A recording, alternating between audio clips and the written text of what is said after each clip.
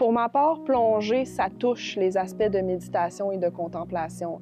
La seule chose que tu as à faire dans l'eau, c'est respirer et regarder. La contemplation et la méditation, c'est ça, la plongée sous-marine.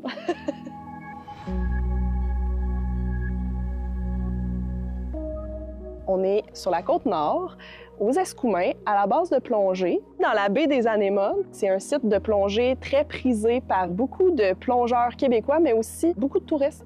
Ce qu'on y voit ici sous l'eau, c'est merveilleux. C'est très abondant en termes de faune, de flore, de couleurs. Il y a toujours quelque chose à voir, chaque plongée est différente.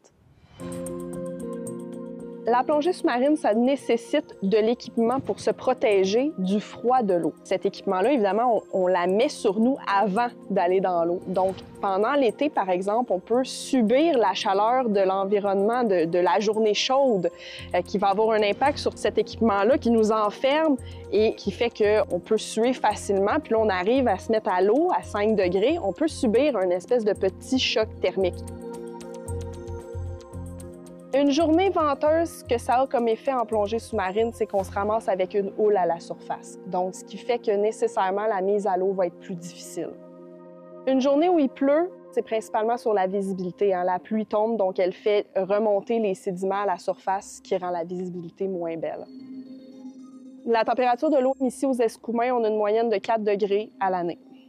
On peut plonger en hiver. Principalement aux Escoumins, il y a beaucoup d'adeptes de plongeurs qui viennent ici. C'est de l'eau salée, donc ça gèle pas, c'est accessible en tout temps.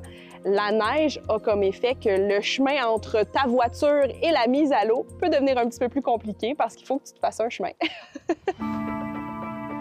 Pour moi, la plongée sous-marine, c'est l'occasion d'aller découvrir un monde qui est inaccessible autrement. Ça vient aussi me permettre de m'ancrer dans mon moment présent. La plongée sous-marine, quand tu l'effectues, tu ne peux pas penser à tes problèmes à la maison. Tu dois te concentrer absolument sur ce que tu fais, sur ce que tu vois. C'est ta sécurité qui en dépend. Et cette espèce de déconnexion-là, pour moi, c'est un cadeau.